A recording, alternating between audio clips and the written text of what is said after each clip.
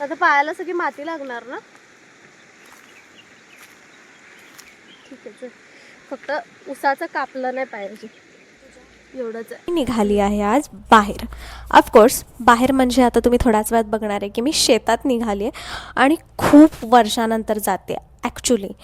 आणि गावाकडचं तर वातावरण तुम्ही बघितलं ना तसं एवढं भारी वाटत असतं, निवांतपणा असतो आणि खूप छान वाटत असतं. सकाळ सकाळी म्हणजे असं काही दगदग नाही, काय बोलतात गडबड नाही. म्हणजे हां, कामाची गडबड असते पण तरीसुद्धा.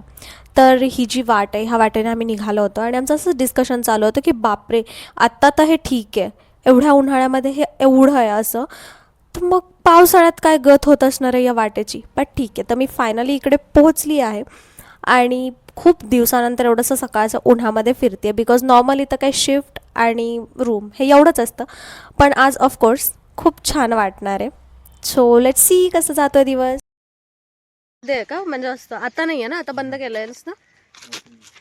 बा पण सगळ्या साईडला असं केलंय का. डेंजर आहे बाबा, करंट बोलला तर पहिले भीती वाटते. हा, आता हे उसाचं कापणार ना हाताला. हात खाली. अरे बापरे. ॲक्च्युली खूप जास्त छान वाटत होतं आणि त्याच्यानंतर शेतामध्ये गेल्यानंतर त्याच्या मागच्या साईडला एक नदी होती अशी मोठीच्या मोठी, ते पण एवढ्या भर उन्हाळ्यात एवढं असं भारी वाटत होतं ना. नदीमध्ये एवढं थंडगार पाणी होतं लाईक नॅचरली आणि एवढं क्लीन होतं.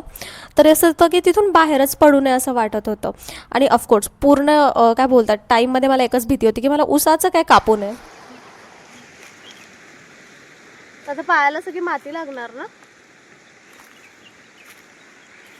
ठीक आहे चल, फक्त उसाचं कापलं नाही पाहिजे एवढंच आहे. नाही तर परत मजा आहे माझी. चला.